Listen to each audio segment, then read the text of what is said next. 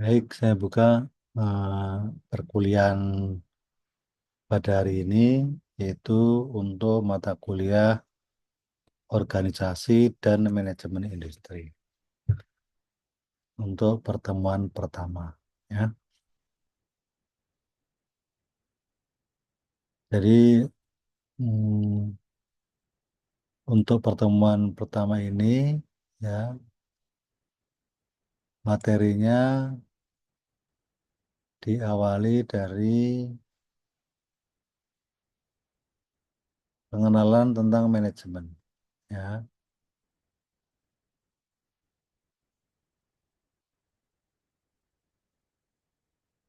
Kita buka dulu paparannya. Hmm,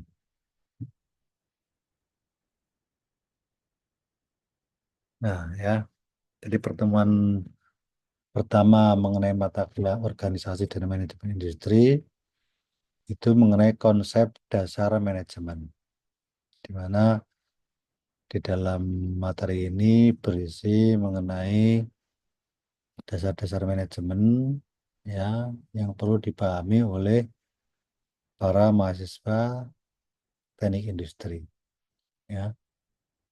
Nah, sebelum saya masuk ke materi mengenai konsep dasar manajemen, ya,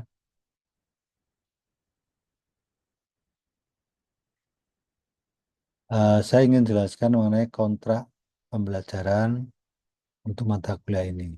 Itu ada absensi bobotnya 10%, kemudian tugas bobotnya 30%, UTS bobotnya 30%, dan UAS bobotnya 30%. Ya, jadi antara tugas, UTS, dan UAS itu bobotnya sama.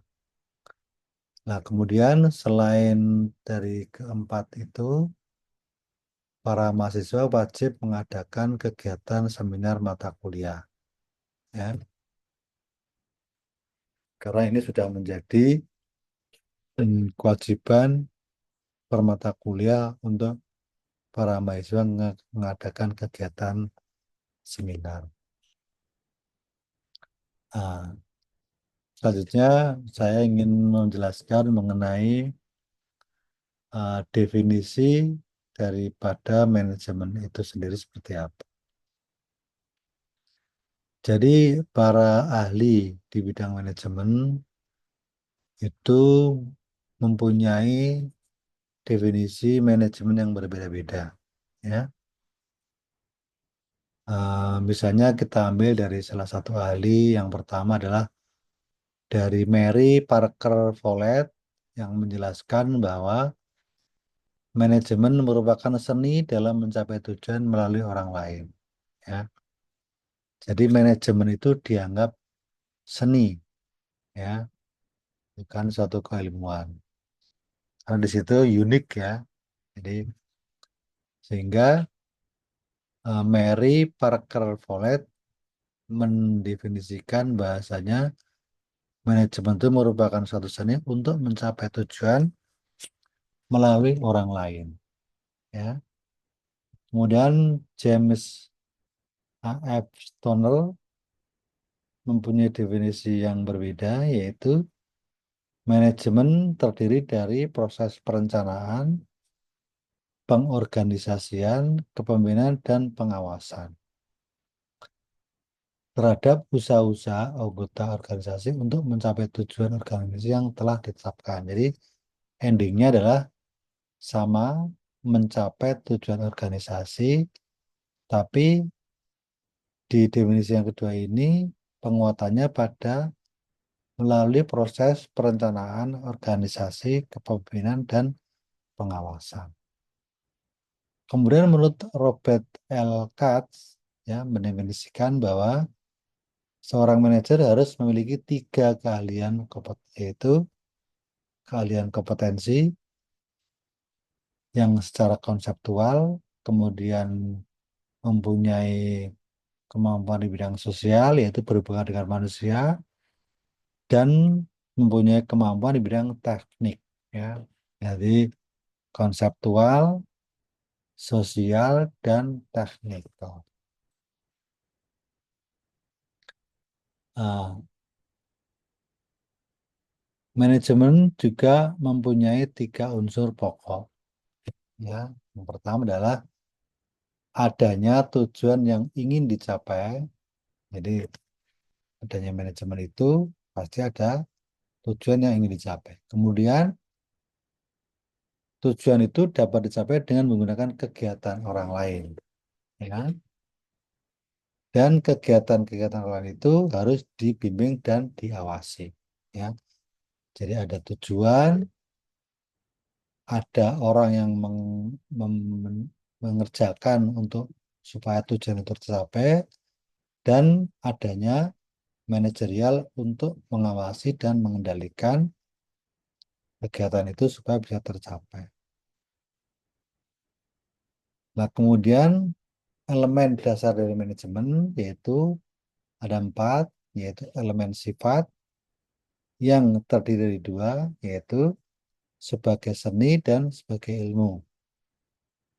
Kemudian elemen fungsi, yaitu fungsi perencanaan, pengorganisasian, pengarahan, pemotivasian, dan pengendalian.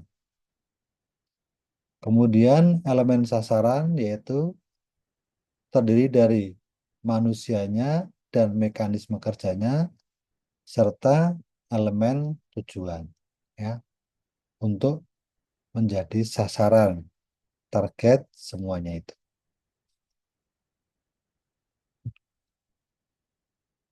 Nah, di sini dijelaskan gambaran secara umum melalui flow proses, yaitu mengenai manajemen. Ya, jadi secara prinsip manajemen itu inputannya adalah sumber daya. Sumber daya itu bisa berupa manusia, sumber daya keuangan, sumber daya alam, ya, bahan, itu ada sumber daya.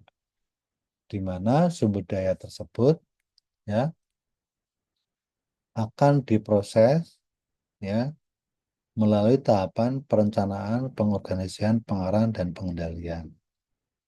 Di mana dalam perencanaan 4P ini perlu ada seorang manajer yang mengendalikan semuanya ini.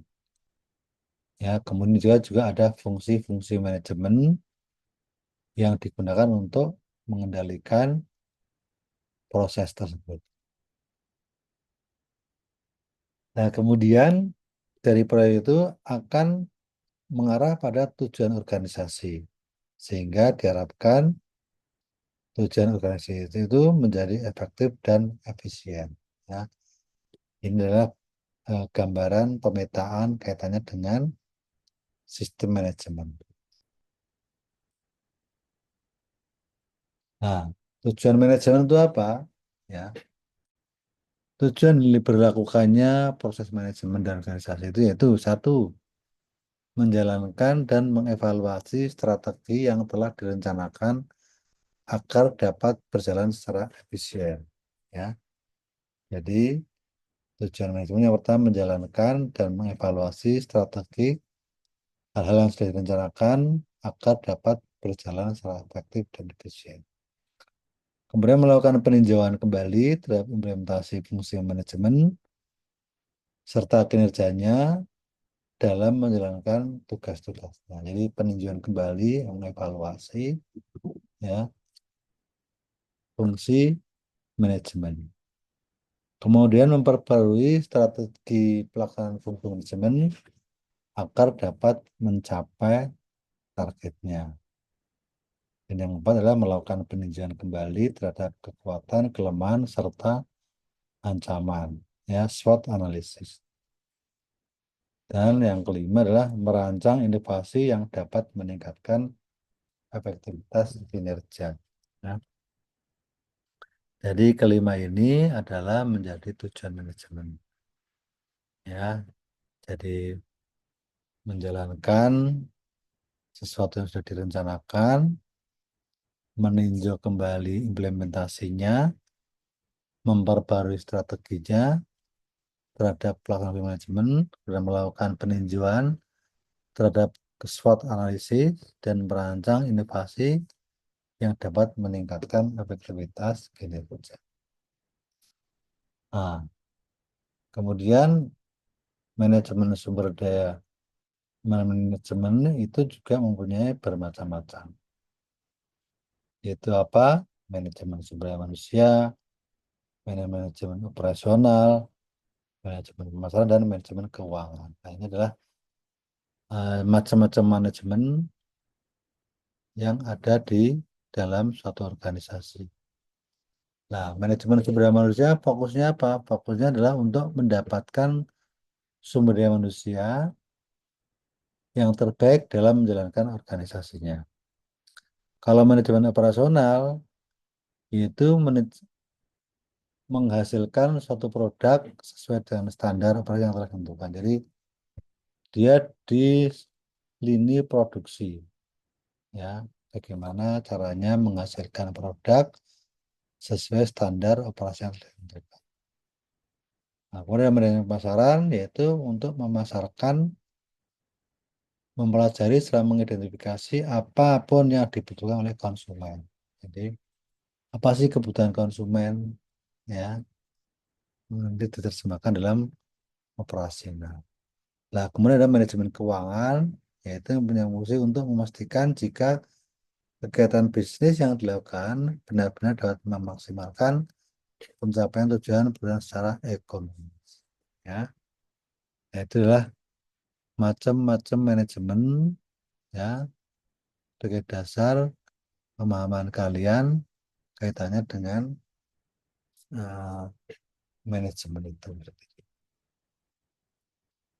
Nah, di dalam perjalanannya konsep manajemen itu selalu berubah-ubah, ya, di mana di dalam konsep manajemen ada perkembangan teori manajemen.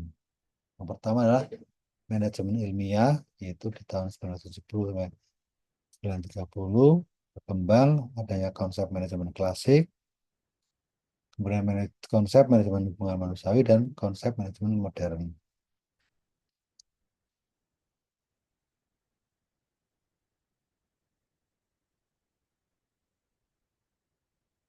Ya, nah, dalam perkembangan teori manajemen dapat dilihat dari 5 sisi. Itu dominan, yaitu aliran yang muncul karena adanya aliran lain.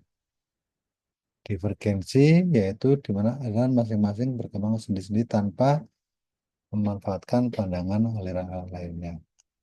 Konvergensi yang menampilkan aliran dalam suatu bentuk yang sama, sehingga batas antara aliran menjadi kabur. Sintesis berupa pengembangan menyeluruh yang lebih bersifat integrasi dari yang disebut. Nah, ini ada tugas, ya, yang berhubungan dengan pertemuan pertama. Itu apa saja kegiatan manajemen yang diperlukan dalam suatu organisasi, sebutkan tujuan manajemen, dan ceritakan dan jelaskan mengenai perkembangan dari waktu ke waktu dan berikan contoh. Baik, itu adalah paparan mengenai pertemuan pertama, yaitu dengan topik konsep dasar manajemen. Ya, ya, oke. Saya pikir itu dari saya untuk pertemuan pertama ini, dan silakan mengerjakan tugas paling lambat dikumpulkan sebelum pertemuan kedua. Saya tutup pertemuan pada malam hari ini, pada hari ini. Assalamualaikum warahmatullahi wabarakatuh.